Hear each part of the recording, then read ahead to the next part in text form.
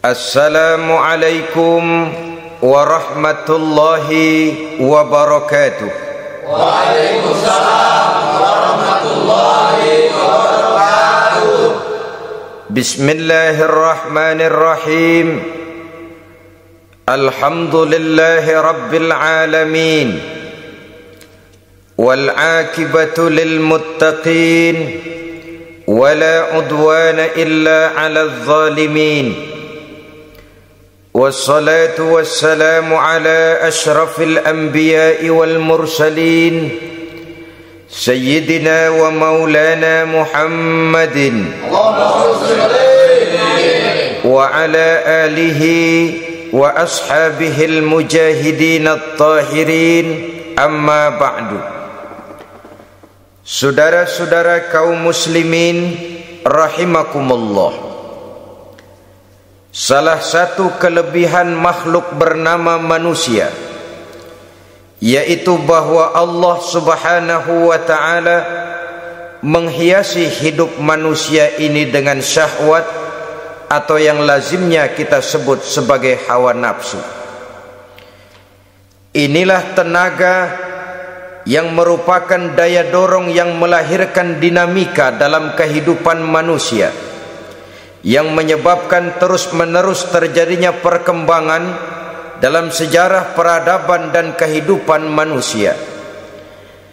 Hawa nafsu bisa melambungkan seseorang kepada puncak kejayaan, dan hawa nafsu dapat menenggelamkan seseorang ke dasar jurang kehancuran yang paling dalam. Pada surah Ali Imran ayat 14, Allah subhanahu wa ta'ala berfirman, A'udzu billahi minasyaitonir rajim. Zuyyina lin-nasi hubbus syahawati minan nisa'i wal banin wal qanatiril muqantarati minadh dhahabi wal fiddah wal khaylil musawwamati wal an'ami wal harth. Dzalika mata'ul hayatid dunya. Wallahu indahu husnul ma'ab.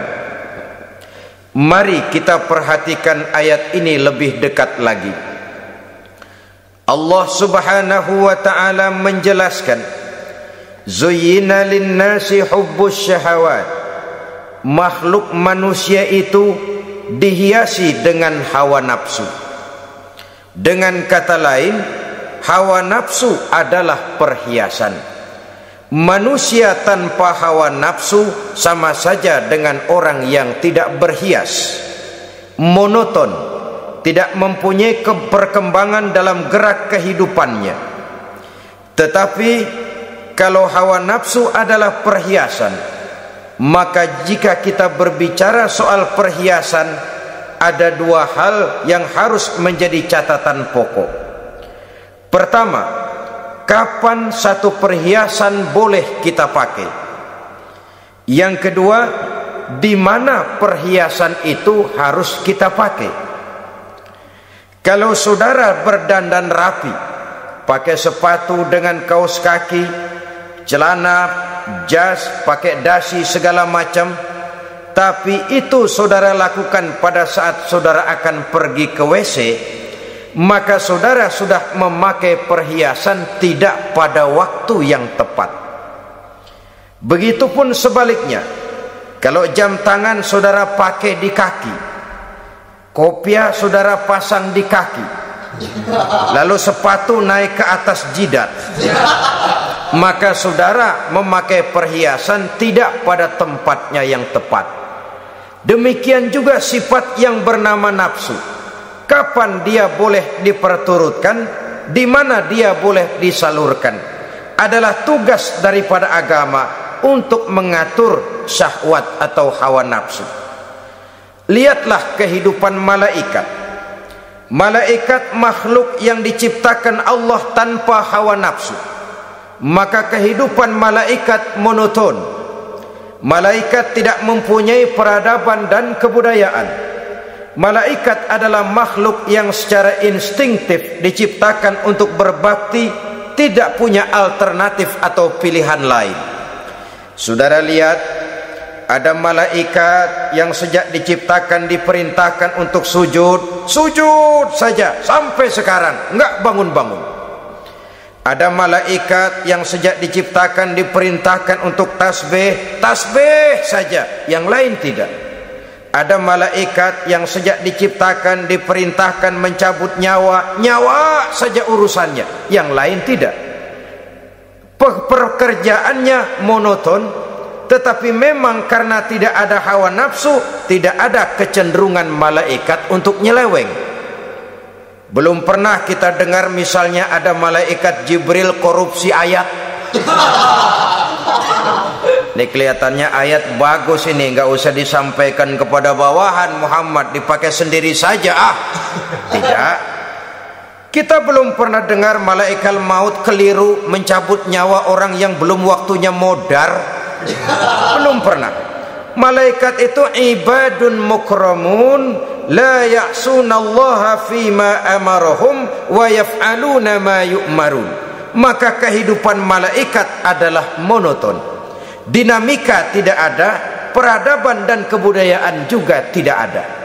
Andai kata bumi dan seluruh isinya diserahkan kepada malaikat untuk mengisinya, barangkali saudara tidak akan pernah kenal jembatan Semanggi, saudara tidak akan pernah kenal Monas, gedung-gedung bertingkat, gedung-gedung pencakar langit. Semua yang menggerakkan itu adalah karena manusia mempunyai hawa nafsu. Nah, kemudian pada kalimat berikutnya Allah memberikan rincian. Apa nafsu kepada apa yang paling menonjol dalam kehidupan manusia itu? Pertama, minan nisa, hawa nafsu kepada perempuan. Ini tentu yang ditujukan laki-laki. Dimanapun saja makhluk bernama laki-laki, kalau dia normal, tidak impoten, mesti suka kepada perempuan. Itu wajar, bin pantas alias normal. Tetapi tadi saya katakan di awal, nafsu kepada perempuan adalah perhiasan. Kapan makainya, di mana makainya, itulah tugas agama memberikan tuntunan dan aturan.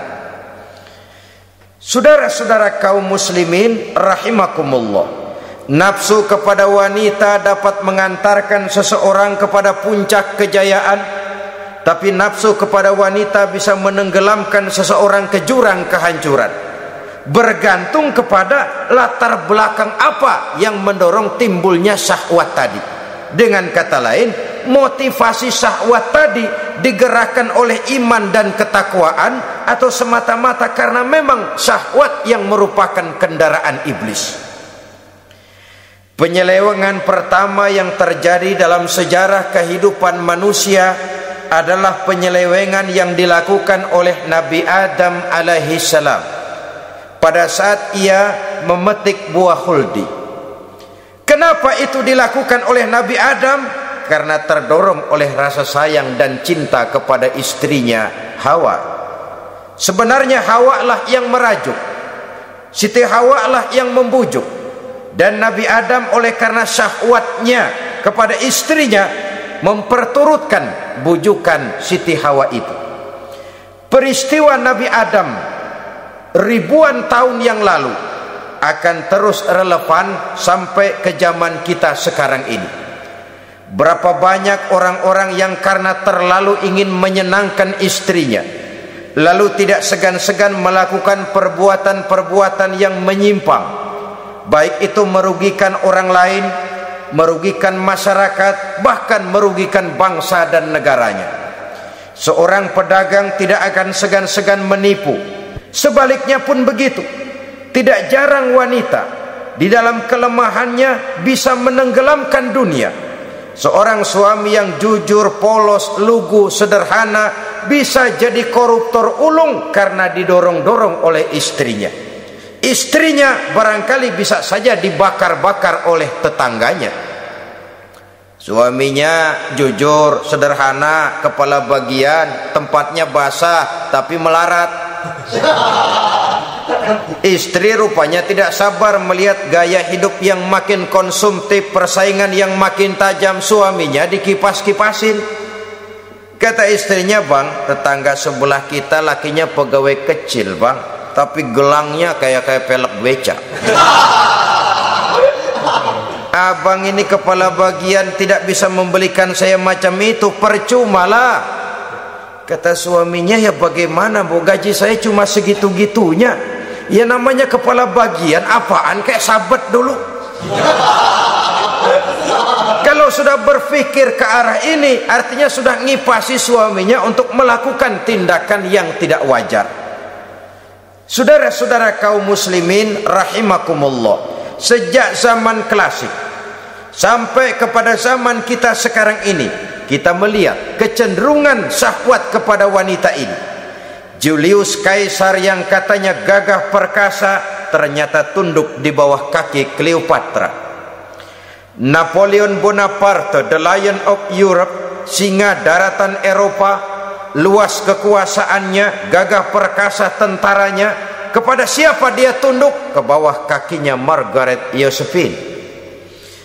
Demikianlah di zaman kita sekarang, kita melihat di Jepang betapa Perdana Menteri Uno didesak mengundurkan diri dari jabatan Perdana Menterinya oleh karena terlibat skandal dengan geisha.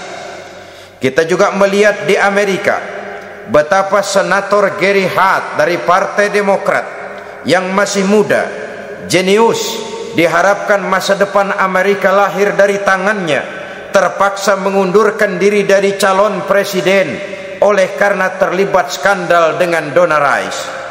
Kita juga menyaksikan betapa parlemen dan kabinet di Inggris sempat geger oleh karena skandal Pamela Bordes, pelacur kelas kakap yang melanglang buana mencari sasaran-sasaran kakap. Ini adalah kisah kejatuhan yang diakibatkan oleh hubbus syahawat minan nisa. Oleh karenanya benar jika Nabi kita menyatakan an-nisa'u imadul bilad, wanita adalah tiang negara. Jikalau baik wanita, baik negara. Jikalau rusak wanita, hancur negara.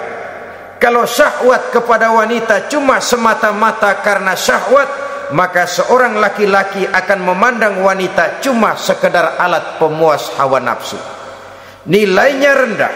Sedangkan agama kita mengajarkan ma akraman nisaa illa karimun wa ma ahanan nisaa illa laimun, kata Nabi. Tidak akan menghormati kaum wanita kecuali orang-orang yang terhormat, dan tidak akan merendahkan derajat kaum wanita kecuali memang orang-orang yang rendah moralnya. Dengan kata lain, apabila syahwat minan nisa ini dilandasi dengan semangat iman dan ketakwaan, maka kehidupan Rasulullah sallallahu alaihi wasallam sungguh menjadi figur dan contoh dalam kehidupan kita. Perkawinannya bukan karena wajah yang cantik semata-mata, tapi lebih merupakan nilai ibadah kepada Allah Subhanahu wa taala. Dengan demikian, kecenderungan kepada hubbus syahawat minan nisa dikontrol oleh nilai iman. Barometernya, tolok ukurnya adalah iman. Di zaman sekarang banyak kasus kawin campur yang pada akhirnya akan membingungkan kita sendiri. Padahal Al-Quran secara jelas dan tegas memberikan bimbingan. Orang itu kalau sudah, kata Imam Syafi'i, wa ainur ridha an kulli aibin kalilatun kama anna aina sukhti tubdil masawiya. Mata kalau dibalut cinta dia buta terhadap nista, tapi mata kalau dibalut benci hanya melihat yang keji-keji saja. Biasanya cinta kepada wanita memang bisa menimbulkan dorongan yang positif, tapi juga bisa membuat seseorang buta sama sekali. Dorongan yang positif paling kurang dari segi penampilan. Coba lihat lelaki kalau lagi demen perempuan, lenjeh banget kan. Sisiran rambutnya rapi, teriskaan bajunya lancip, sepatunya mengkilat, kantong celananya tebel, perkara anduk isinya bukan soal. Yang penting kan gaya. Lalu dinamis, kreativitasnya ada saja timbul. Tapi pada sisi lain, jikalau orang sudah kehilangan pertimbangan, juga kadang-kadang tidak segan-segan mengorbankan akidah, mengorbankan nilai-nilai iman. Padahal ini taruhan utama, sampai Quran dengan tegas memberikan peringatan. Wala ammatun mu'minatun khairun min musyrikatin walau a'jabatkum. Perempuan budak yang hitam legam kalau beriman itu lebih baik untuk dinikahi daripada wanita cantik berkulit kuning langsat tapi musyrik. Lebih baik budak yang hitam legam beriman daripada wanita cantik berkulit kuning langsat berhati bangsat. Tapi kita kadang kehilangan pertimbangan. Karena agama, karena cinta agama digadaikan, karena cinta akidah terjual, karena cinta keyakinan jadi korban. Ini semua penyakit yang datang dari hubbus syahawat minan nisa, kecenderungan mengumbar nafsu kepada perempuan. Ini memang perhiasan, tapi bisa juga jadi bumerang dalam kehidupan manusia. Berapa banyak penyelewengan terjadi karena pengaruh wanita yang tidak bisa jadi bisa. Ini pengaruh di dalam kehidupan memang sedemikian besarnya, sehingga saudara-saudara kaum muslimin, inilah yang perlu dikendalikan dalam kehidupan, kapan dan di mana. Kalau nafsu adalah perhiasan, kapan dan di mana perhiasan itu harus kita pakai, di mana dia harus kita tempatkan. Begitu juga yang menyangkut soal perempuan. Kapan? Ya kapan? Tentu kalau sudah nikah. Di mana? Yang jelas bukan di depan umum.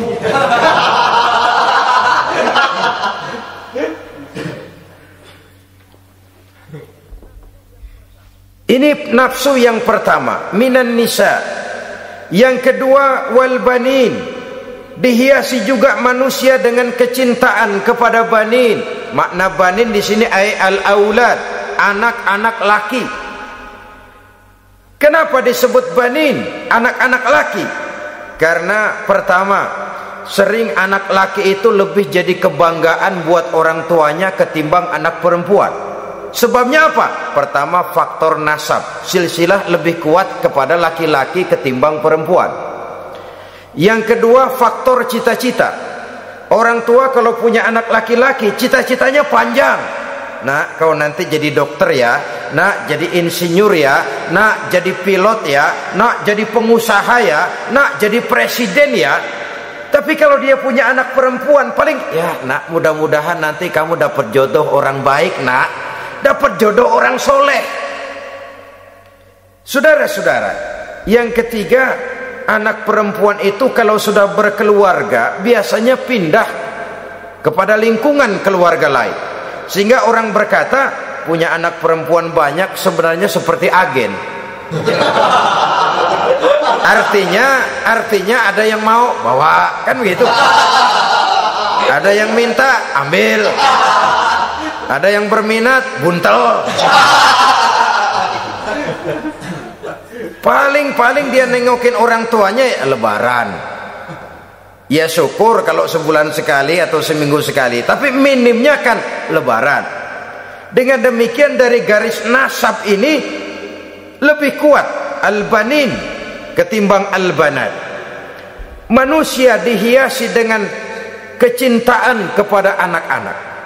Sering karena terlalu cinta kepada anak, kita menjerumuskan anak. Terlalu sayang kepada anak, segala maunya kita perturutkan tanpa kendali dan kendala. Akhirnya sifat yang demikian itu malah mendorong anak untuk manja, tidak percaya kepada kemampuan yang dimilikinya, selalu mengandalkan kepada kebesaran, kemampuan daripada orang-orang yang dibanggakannya itu. Dan dalam kondisi demikian, kedewasaan dan tanggung jawabnya akan lambat berkembang. Maka Allah Subhanahu wa ta'ala memperingatkan bahwa harta dan anak bisa menjadi fitnah. Dalam ayat lain Allah juga memperingatkan, ya ayyuhalladzina amanu la tulhikum amwalukum wa auladukum an dzikrillah. Wahai orang-orang yang beriman, jangan sampai hartamu dan anak-anakmu memalingkan kamu daripada mengingat Allah. Jangan sampai kesibukanmu kepada anak dan harta benda menyebabkan kamu sampai lupa mengingat Allah Subhanahu wa ta'ala. Berapa banyak manusia yang tenggelam dengan melupakan Allah, jauh dari agama, jauh dari tuntunan syariat, oleh karena disibukkan oleh persoalan anak dan persoalan harta benda. Maka satu-satunya jalan, jikalau kita tidak ingin anak kita sampai memalingkan kita daripada mengingat Allah, nilai-nilai keimanan harus ditanamkan kepada mereka sedini mungkin. Dengan bekal ini, maka mereka, anak-anak kita, insya Allah tidak akan membuat kita orang-orang tua ini berpaling daripada mengingat Allah, berpaling daripada kehidupan beragama. Memang karena anaklah kita orang tua peras keringat banting tulang, pergi pagi pulang sore cari nafkah. Karena anaklah kita orang tua kepala jadi kaki, kaki jadi kepala. Asal mereka bisa menikmati hari depan yang lebih baik dari yang kita nikmati sekarang ini. Tapi berapa banyak juga orang-orang tua yang tidak sadar akan amanah berupa anak ini. Mereka lalai, mereka bersikap masa bodoh, padahal tidak akan ada yang tidak dipertanggungjawabkan di hadapan Allah Subhanahu wa ta'ala. Orang tua bisa mendapat pensiunan pahala kalau anaknya tumbuh menjadi anak yang soleh. Tetapi orang tua pun bisa saja masuk neraka karena anaknya menjadi anak yang kurang ajar dan orang tuanya sama sekali tidak pernah memberikan pendidikan yang sebagaimana mestinya. Saudara-saudara kaum muslimin rahimakumullah, kita tentu berharap memperoleh pensiunan pahala dan bukan mendapat tambahan dosa dari kekurang ajaran anak-anak kita akibat kita sebagai orang tuanya tidak pernah mau mendidik mereka. Dalam hadis ada diriwayatkan, ada anak kurang ajar, sembahyang tidak, puasa ibadah tidak, kenal Allah tidak, beriman pun tidak, dosa kelewat banyak, kejahatan berkarat. Di akhirat nanti disidang dia, ditanya, kamu kenal siapa Tuhanmu? Tidak. Kamu tahu siapa nabimu? Tidak. Kitab sucimu apa? Tidak tahu. Kiblatmu di mana? Tidak ada. Kamu sholat? Tidak pernah. Kamu puasa? Tidak pernah. Wah, kalau begitu kamu rusak sekali, kamu neraka. Anak ini mengajukan protes. Saya menuntut keadilan. Benar saya tidak kenal siapa Tuhan saya. Saya tidak tahu apa kitab suci saya. Saya tidak pernah mendirikan sholat, tidak pernah melaksanakan puasa. Pendeknya tidak ibadah dan tidak iman. Tapi semua itu terjadi sebab-sebabnya tidak lain karena orang tua saya tidak pernah mendidik dan mengajarkan saya. Orang tua saya tidak pernah mengarahkan saya ke jalan itu. Sampailah saya seperti keadaan yang sekarang ini. Orang tua saya enak-enakan ngaji, saya teler diantepin aja. Orang tua saya memegang kitab, saya megang botol. Dia tahu, dia diam saja. Dia tahu dan dia tidak memberikan peringatan. Karena orang tua saya lah, maka saya jadi seperti sekarang ini. Kalau saya harus masuk ke dalam neraka, saya menuntut keadilan agar orang tua saya juga ikut bersama saya gabung ke dalam neraka. Orang tuanya yang baik-baik dipanggil, sudah mau berangkat ke surga nih orang tua, dipanggil, "Ntar dulu mas, ini dulu." Mau kemana, kancang banget? Surga pak, nanti dulu urusan belum beres. Ini benar anakmu ini? Dilihat anaknya, iya anak saya ini. Waktu di dunia nggak pernah diajarin ngaji, nggak pernah. Sampai dia nggak kenal Tuhannya, nggak kenal nabinya, nggak kenal kiblatnya, nggak kenal kitabnya. Iya. Dia sembahyang, kamu diam, dia nggak sholat, kamu diemin aja. Iya kali. Kenapa pakai kali? Yang benar ngomong. Ramadan dia nggak puasa, kamu nggak tegur, kamu diam saja. Iya. Wah, kamu nggak tanggung jawab. Kamu tahu anak itu adalah amanah. Menyia-nyiakan amanah adalah khianat. Khianat adalah dosa besar. Jadi bagaimana saya? Ya kamu gabung sama anakmu, join ke neraka berdua bareng. Lantaran kamu tidak mau mendidik mereka, anak-anakmu, maka jadilah anak-anakmu seperti sekarang ini. Saudara-saudara kaum muslimin rahimakumullah. Sebaliknya, jikalau anak-anak kita yang kita cintai ini, yang merupakan buah hati belahan jantung, tumbuh dan berkembang menjadi anak-anak yang soleh, yang bermanfaat bagi masyarakatnya, bagi agama, bangsa dan negaranya, kita orang tuanya bolehlah tentram menerima pensiunan pahala. Menerima pensiunan pahala dari kesolehan anak yang ditinggalkannya. Alangkah nikmatnya mendapat pensiunan pahala.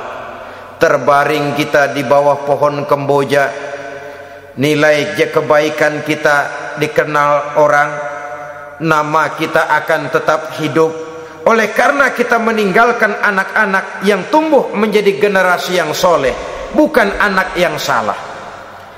Oleh karenanya, kecintaan kepada anak jangan sampai membuat kita lalai dari mengarahkan mereka kepada kehidupan beragama. Di zaman sekarang ini, kecenderungan kita mengarahkan anak pun sudah kepada kecenderungan yang berbau materialistis. Maka yang ramai bagaimana anak bisa mengejar program MBA, Master of Business Administration, supaya keluar bisa jadi manajer. Bagaimana anak lalu kursus komputer, supaya keluar menjadi tenaga yang canggih di bidang komputer. Ya, kalau dia perempuan cantik, bagaimana dia bisa masuk Akademi Sekretaris and Management, supaya bisa jadi sekretaris.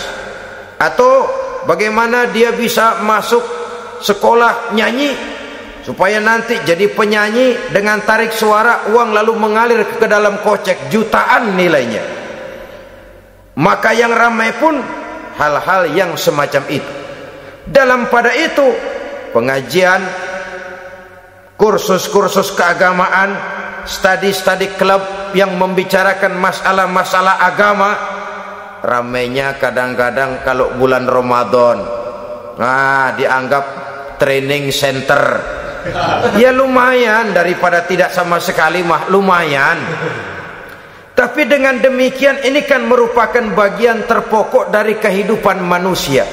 Alangkah idealnya jika dia mengantongi gelar MBA, Master of Business Administration, tapi punya nilai iman yang tangguh, ahli komputer tapi punya keyakinan beragama yang mantap. Dan ini harus ditanamkan lebih dahulu sebelum dia menguasai disiplin ilmu yang lainnya. Saudara-saudara kaum muslimin rahimakumullah, kecintaan kepada anak-anak sering mendorong seseorang untuk menimbulkan sifat nepotisme. Segalanya serba garis keturunan. Sejak ia jalur birokrasi sampai ke dalam kehidupan sehari-hari, nepotisme ini bisa terlihat. Orang kehilangan kondisi objektivitasnya. Mampu atau tidak soal lain, bidangnya atau tidak bukan soal. Yang penting masih ada hubungan keturunan. Maka timbullah tumpang tindih untuk sesuatu pekerjaan yang tidak sesuai dengan kemampuan dan keahliannya. Di desa-desa kita melihat masjid, ketua masjid bapaknya, bendahara anaknya, sekretaris mantunya,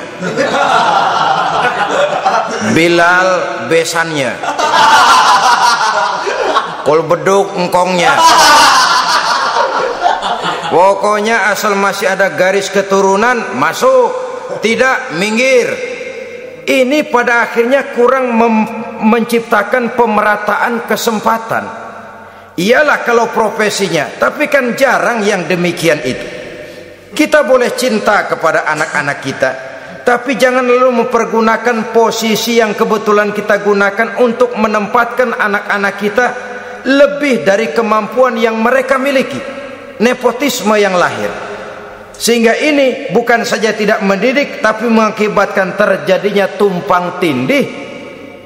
Tidak lagi berprinsip the right man on the right job, bahwa orang harus ditempatkan sesuai dengan keahliannya, tapi kita sudah berpikir subjektif, ahli atau tidak ahli, asal masih berbau keturunan, ayo silakan. Nepotisme yang akan lahir. Oleh karenanya, mencintai anak adalah sesuatu yang merupakan perhiasan di dalam kehidupan. Wajar, tetapi harus kita menempatkannya sesuai dengan semestinya. Ini yang kedua. Yang ketiga, nafsu yang menghiasi hidup manusia itu adalah nafsu kepada wal qanatiril muqantarati minadz zahabi wal fiddah. Al-qantarah ay al-malul katsir. Kecintaan, kesenangan, nafsu kepada harta benda yang banyak daripada emas dan perak. Ini tentu sesuai dengan situasi dan kondisi. Kecintaan untuk mengumpulkan harta benda yang sebanyak-banyaknya, baik itu berupa emas, baik itu berupa perak.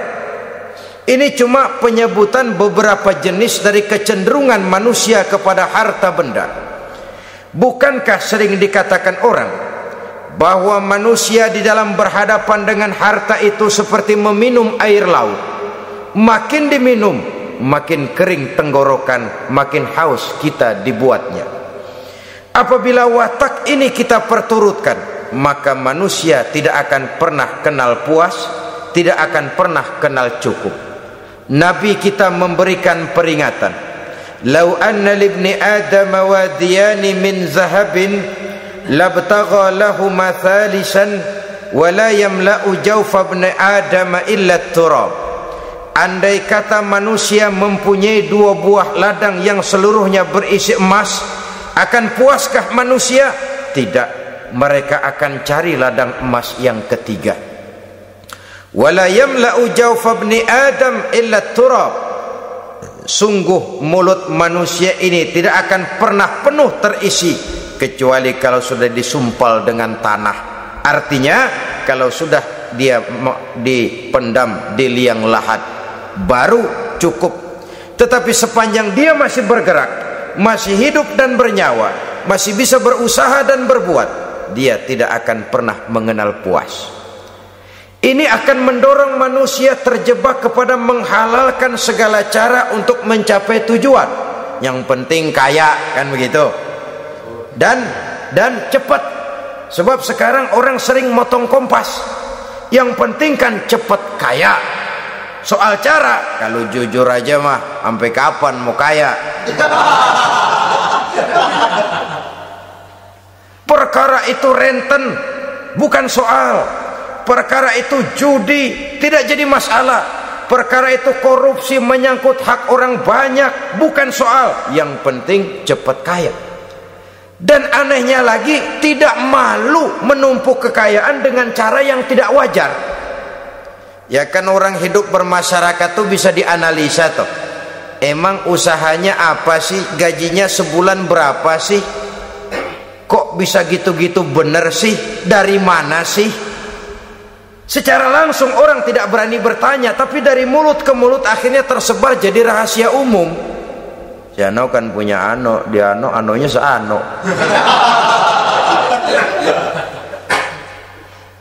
Ini bisa jadi bahan pertanyaan dalam kehidupan, akhirnya jadi gunjingan. Orang sudah tidak terlalu peduli dari mana kekayaan itu diperoleh, yang penting kaya. Dengan menghalalkan segala macam cara, terjebaklah ke dalam cara-cara mafia, terjebaklah ke dalam cara-cara yang tidak wajar, tidak bijaksana, memperkuat klik, clean, dengan menghantam yang lain. Saudara-saudara kaum muslimin rahimakumullah, bahwa manusia punya nafsu ingin kaya itu boleh. Agama memberikan tuntunan, memberikan aturan. Tidak hanya sekedar asal kaya, tidak hanya sekedar asal banyak harta. Malahan hadis menyatakan, kalau saudara diberikan umur panjang, pertanyaan akhirat cuma satu kok. Umurmu kau habiskan di mana? Kalau saudara diberikan amanah berupa ilmu pengetahuan, pertanyaan akhirat juga cuma satu kok. Ilmumu kau amalkan untuk apa? Tapi kalau kita diberikan amanah berupa harta benda, pertanyaan akhirat itu dua. Min aina iktasabahu wa fima anfaqahu. Dari mana hartamu kau dapat, kemana hartamu kau belanjakan. Dari mananya ditanya, kemananya juga ditanya, depan belakang ditanya. Dan kalau mempergunakan harta untuk kesenangan syahwat, orang berani bukan main. Tapi kalau untuk kepentingan agama, yang hakikatnya untuk kepentingan dirinya sendiri, berat seperti nyabut bambu dari ujung. Orang kalau menyumbang masjid 100.000, itu kan zohirnya memberikan panitia masjid, tapi hakikatnya kan dia nabung buat dirinya sendiri. Seolah-olah dia cuma berkata, Pak, tolong saya titip 100.000, ini untuk kepentingan saya di akhirat nanti. Silakan uangnya mau dibelikan semen, pasir, kaca, pintu, jendela, silakan. Saya cuma titip, ini untuk saya di akhirat nanti. 100.000 Pak. Zohirnya dia memberikan kepada panitia masjid, madrasah, pesantren, yatim piatu. Hakikatnya dia nabung buat dirinya sendiri di akhirat. Malah tabungan ini bukan SDSB namanya, SDBS. Sumbangan dana berhadiah surga, nah itu SDBS namanya. Sekarang orang mengejar SDSB, lalu berat mengejar SDBS, sumbangan dana yang berhadiah surga langsung dari Allah Subhanahu wa ta'ala. Coba kalau dia main golf, sewa lapangan golf itu 400-500 ribu sebulan, paling 4-5 kali main. Beli stick golfnya saja sampai jutaan. Datang panitia pembangunan masjid 100. Minta didoain masuk surga lagi. Surga 100. Saudara-saudara kaum muslimin rahimakumullah, kecintaan kepada harta benda yang banyak, baik berupa emas, berupa perak, mendorong orang untuk berlomba-lomba yang Allah peringatkan dalam Al-Quran, alhaakumut takatsur hatta zurtumul maqabir. Kamu telah lalai akibat kamu berlomba-lomba memperbanyak materi dunia. Hatta zurtumul maqabir, sampai kamu dekat masuk ke liang kubur, baru rupanya sadar bahwa perlombaan ini tidak akan pernah sampai ke garis finish. Betapapun jauhnya rally Paris-Dakar, garis finishnya ada. Betapapun hebatnya medan yang ditempuh, buasnya gurun pasir Afrika, garis finishnya pasti ada. Itu kan rally yang terbuas di dunia katanya, Paris Dakar, tapi garis finishnya ada. Namun jikalau kita berlomba memperbanyak harta, kita tidak akan pernah sampai ke garis finish. Yang kecil-kecilan aja dah. Kalau orang ditanya, kamu kenapa sih belum mau sembahyang? Ya bagaimana mau sembahyang Pak, tinggal di Jakarta masih kontrak. Saban habis tahun diubur-ubur yang punya rumah. Kalau punya rumah sendiri walaupun kecil-kecilan, saya mau ibadah Pak. Ya, diberikan rezeki oleh Allah, bisa bikin rumah walaupun kecil-kecilan, belum juga mau sembahyang. Kok belum juga sembahyang? Iya Pak, rumah emang udah punya sendiri, cuman kecil Pak. Atasnya atap, kalau hujan aja bocor. Kalau bisa bikin rumah yang permanen Pak, tenang, saya ibadah, sembahyang saya rajin. Iyalah, diberikan rezeki bisa bikin rumah permanen, bagus rumahnya. Lain lagi, iya, rumah sudah permanen, tembok, ubin, cuman isinya belum ada Pak, perabotannya. Duh. Kalau punya peralatan rumah tangga yang memadai, tenang, saya ibadah. Diberikan juga rezeki bisa beli perabotan rumah tangga yang lumayan. Di atas tehelnya sudah pakai karpet, mebelnya spaghetti, tempat tidurnya alga spring bed dan low pillow, ada kulkas, ada TV, di sebelah TV ada kunci mobil. Kuncinya mobilnya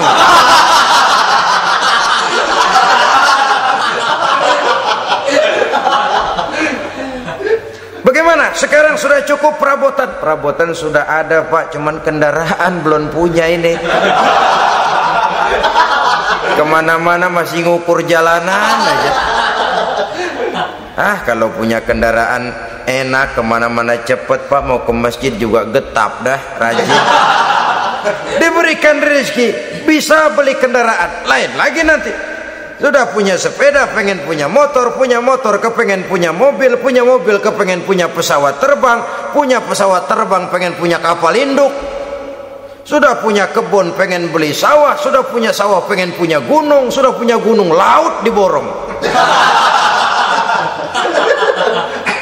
Perlombaan materi tidak akan pernah membawa kita ke garis finish, karena sifatnya sangat abstrak, bahkan akan mendorong kita seperti gurita, cenderung kepada penyakit tamak bin rakus alias serakah. Dengan demikian saudara-saudara, bahwa kecintaan kepada harta merupakan nafsu, dan nafsu itu adalah perhiasan. Dia bisa menjadi daya dorong positif. Kalau dalam upaya memperoleh harta itu kita tidak akan keluar dari tujuan keridhaan Allah. Saya cari nafkah tapi yang Allah ridho. Saya ingin kaya tapi dengan cara yang Allah ridho. Ini kunci yang akan menyelamatkan kita manusia dari perangkap menghalalkan segala cara. Ini yang ketiga. Yang keempat, dihiasi manusia itu dengan nafsu kepada wal khailil musawwamah, kuda yang bagus, kendaraan yang bagus, kuda yang terpelihara. Al musawwamah ada yang mentafsirkan ar-ra'iyah. Ar-ra'iyah itu yang digembalai, binatang ternak, kuda yang digembalai atau kuda yang diikat. Artinya kalau dulu kan yang namanya tuan-tuan tanah itu baru dibilang bejeger kalau kemana-mana naik kuda. Jet set zaman dulu itu udah kelompok jet set, itu kendaraan. Kalau sekarang baby benda, dulu mah kuda band.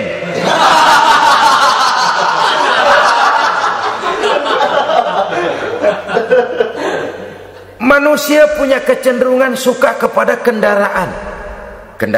Apalagi di zaman sekarang ini Wah, iklan-iklan itu kan sangat menggoda kita, melayani segala macam bentuk penjualan. Nah, ini lalu terangsang biar duit cekak. Kalau udah ngebaca itu, wah berani banget dah. Tahu duit nggak mungkin cukup, tapi begitu baca melayani segala macam bentuk penjualan dengan fasilitas ringan. Nah, jadi dah. Jadi juga punya mobil, jadi dah. Perkara utang itu bakal nyekek leher, bukan soal. Kasihan saudara-saudara kita di daerah-daerah yang terjebak kepada iklan-iklan merangsang yang akhirnya di luar kemampuan, sehingga terjebak pada saat dia harus mengembalikan kredit, dia tidak mampu, barang disita, uang hangus, nyengir deh. Bekipas sembari tahlil. Habis arang besi binasa. Bahwa kita menginginkan kendaraan yang serba baik, silahkan. Tiap akhir tahun ganti merek, keluar yang baru, ganti lagi. Itu kalau orang yang mampu. Buat kita yang tidak mampu, kenapa tidak bersyukur melihat yang lebih rendah di bawah kita? Alhamdulillah kita punya mobil, tangga kita cuman punya motor. Yang punya motor, syukur kita punya motor bisa rada cepetan. Tangga sebelah punya sepeda, mana-mana kekejek mulu. Yang punya sepeda, alhamdulillah punya sepeda. Tangga sebelah kemana-mana jalan kaki. Yang jalan kaki, syukur masih bisa jalan. Temen sebelah lumpuh bertahun-tahun gak. Yang lumpuh, alhamdulillah masih hidup. Tangga sebelah kemarin out, nggak balik lagi. Saudara-saudara, saya pikir menengok ke atas itu perlu supaya ada rangsangan kita untuk maju. Tapi menengok ke bawah pun juga lebih perlu agar kita mensyukuri yang ada dan tidak suudzon, tidak buruk sangka kepada Allah. Apa yang diberikan Allah kepada kita sekarang ini, itulah yang terbaik menurut Allah untuk kita.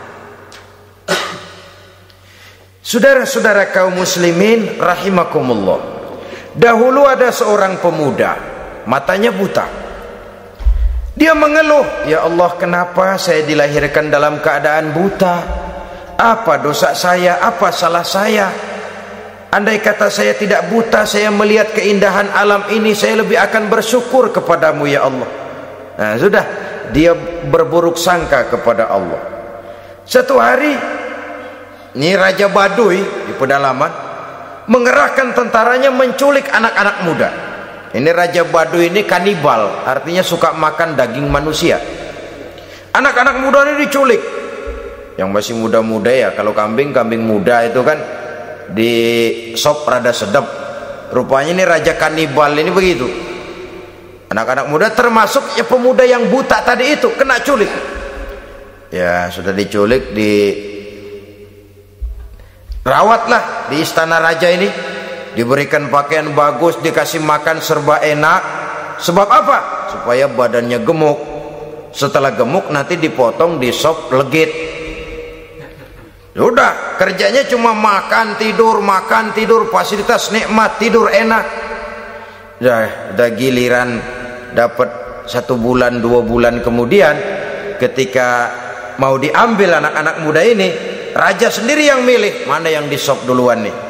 Sampai giliran anak muda yang buta ini, raja geleng kepala. Yang begini mah buta, dagingnya nggak enak.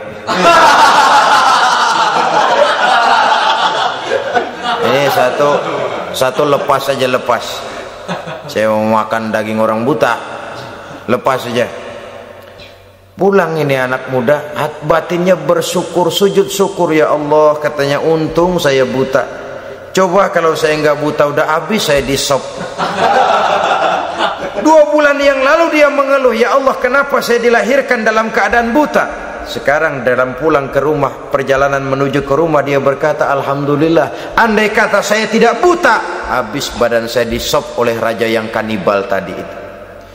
Saudara-saudara kaum muslimin rahimakumullah, Jadi dengan demikian pola hidup yang konsumtif sesungguhnya sangat tidak mendidik apabila dilatar belakangi oleh kemampuan yang tidak menunjang. Dengan demikian setidaknya mendidik orang untuk berkhayal. Anak-anak muda sama merek mobil ngerti banget dah, punya kagak? Ini BMW model terakhir nih. Nih kemarin gue ngeliat di sana, gue megang ramai banget.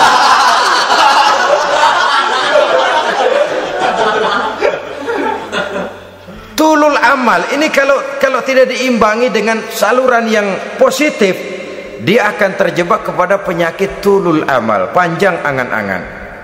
Baiklah ya, wal khailil musawwamah. Yang keempat, yang kelima maksud saya, wal an'am, cinta kepada binatang ternak. Manusia ini kan punya kecenderungan macam-macam. Setelah rumahnya bagus, hartanya banyak, kendaraannya cukup, ingin beternak. Jadilah peternak. Ini kecenderungan manusia, wajar saja sepanjang didapat dan dilakukan dengan cara-cara yang wajar.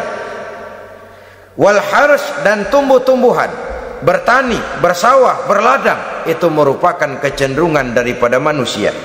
Keseluruhan itu kata Allah, kecintaan kepada wanita, kepada anak, kepada harta benda, kepada kendaraan, kepada binatang ternak, kepada tumbuh-tumbuhan, zalika, semua itu mata'ul hayatid dunya, merupakan kesenangan hidup dunia. Berapa lama kesenangan hidup dunia? Sebentar, seumur manusia. Seumur manusia. Bahkan kadang-kadang pada saat dia masih hidup pun orang tidak sepenuhnya sempat menikmati kesenangan hidup dunia. Apabila ajal datang, selesailah kehidupan dunia sampai di situ. Orang-orang kafir, buat mereka surganya di dunia ini. Bila kehidupan di dunia selesai, selesailah sudah surganya sampai di situ. Kesemua itu janji kata Allah merupakan kesenangan daripada kehidupan di dunia. Wallahu indahu husnul ma'ab, dan Allah mempunyai tempat kembali yang sangat baik. Nah, setelah Allah menjelaskan semua itu, pada ayat yang ke-15 Allah memberikan jalan keluarnya. Memperturutkan nafsu kepada wanita, anak-anak, harta benda, kendaraan, binatang ternak. Bijaksanakah itu? Dalam ayat ke-15 surah Ali Imran ini Allah memberikan penjelasan tuntas. Qul a'unabbi'ukum bi khairim min zalikum. Katakan kepada mereka Muhammad, maukah kamu aku beri kabar yang lebih baik dari semua itu? Lebih baik daripada kesenanganmu kepada wanita, kepada anak-anak, kepada harta benda, kepada kendaraan dan sebagainya. Mau kamu aku beritahu yang lebih baik daripada semua itu? Jawaban tentu mau. Kalimatnya bukan ukhbirukum, a'unabbi'ukum. An-naba itu berita yang besar. Lain dengan al-khabar, itu berita biasa saja. An-naba, sehingga pembawa berita disebut nabi. Dari naba yanbi, pembawa berita yang benar. A'unabbi'ukum, maukah kau aku tunjukkan kepada satu berita yang benar-benar besar dan benar-benar lebih baik dari yang semua disebutkan tadi. Apa jalan keluarnya? Lillazina taqaw 'inda rabbihim jannatun tajri min tahtihal anhar. Bagi orang-orang yang bertakwa kepada Allah, mereka akan mendapatkan surga yang di bawahnya mengalir sungai. Khalidina fiha, mereka akan kekal di dalamnya. Wa azwajun mutahharah, dan mereka mendapat istri-istri yang suci. Waridwanum minallah, dan keridhaan daripada Allah subhanahu wa ta'ala. Kalau kamu hai orang-orang yang beriman, kalau kamu hai manusia menyangka bahwa nafsu kepada wanita, anak-anak, mengumpulkan harta benda, kendaraan yang menarik, binatang ternak dan tumbuh-tumbuhan itulah yang lebih baik untuk kesenangan dunia, memang itu kesenangan dunia. Tapi nih, seolah-olah kata Allah, nih saya kasih tahu kamu, aku beritahu yang lebih baik dari semua itu. Apa? takwa kepada Allah. Kecintaan kepada wanita. Kalau takwa dasarnya, orang nggak amburadul, nggak semrawut, nggak pokoknya gue masal perempuan dan membuat terus. Tapi punya kaidah, punya norma. Demikian juga kepada anak-anaknya. Demikian juga kepada harta benda. Pokoknya asal harta, mau halal mau haram, tekuk terus dah. Semuanya dilandasi oleh taqau, lillazina taqau, oleh ketakwaan kepada Allah. Nah, ketakwaan ini akan menghasilkan apa? Inda rabbihim jannatun tajri min tahtihal anhar. Melahirkan, menghasilkan surga yang di bawahnya mengalir sungai-sungai. Saudara-saudara kaum muslimin rahimakumullah, jika kita menyangka bahwa wanita bisa memberikan kesenangan, iya, kesenangan dunia. Jika kita menyangka bahwa harta benda bisa memberikan kesenangan, iya, kesenangan dunia. Jika kita menyangka bahwa kendaraan bisa memberikan kesenangan, iya, kesenangan dunia.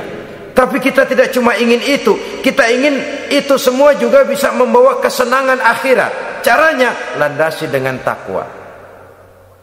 Kesenangan kepada wanita didasari dengan takwa. Maka jangan jadikan wanita cuma sekedar alat pemuas hawa nafsu. Kesenangan kepada anak-anak dilandasi dengan takwa. Maka anak-anak diarahkan kepada jalan yang diridhoi Allah.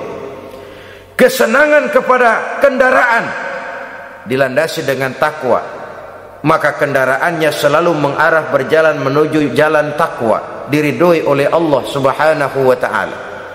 Kalau tidak, tuh mobil asal lempengan Ancol gancang banget dah. Tapi giliran dihadapin ke masjid, mogok melulu. Urusan ngaji ada aja halangannya tuh kendaraan. Tapi kalau untuk urusan maksiat, ngebut benar-benar. Dilandasi dengan ketakwaan. Sehingga dengan demikian tidak hanya sekedar surga di dunia ini, tapi lebih-lebih di surga di akhirat nanti.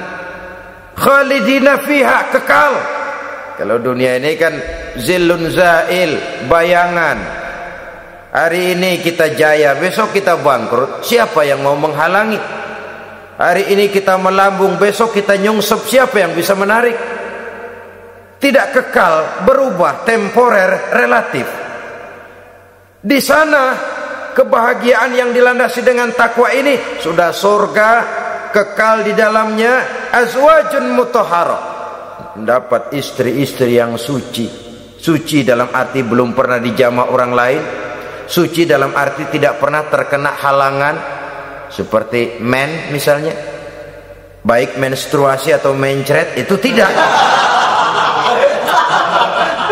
Azwajun mutahharah. Konon makna mutahharah ini ya artinya juga bisa selalu gadis, bidadari itu, selalu perawan, tidak pernah janda, walaupun tiap hari dipakai, perawan terus. Dan yang lebih penting, waridwanum minallah, mendapat ridho dari Allah Subhanahu wa ta'ala. Jadi hawa nafsu dengan motivasi takwa, itulah sesungguhnya yang dikehendaki oleh Ali Imran ayat 14 dan 15. Dengan demikian manusia dengan ketakwaannya mengendalikan hawa nafsu, dan bukan malah dikendalikan oleh hawa nafsunya. Sehingga dengan demikian seluruh fasilitas yang dimilikinya, baik itu berupa istri, anak, kendaraan, binatang ternak, harta benda, tanam-tanaman, seluruhnya semakin meningkatkan ketakwaannya kepada Allah Subhanahu wa ta'ala. Mudah-mudahan kita bisa mencapai tingkat ini, di mana kita hidup mampu dan sanggup mengendalikan nafsu, bukan malah dikendalikan oleh hawa nafsu. Terima kasih dan mohon maaf. Wassalamualaikum warahmatullahi wabarakatuh. Waalaikumsalam.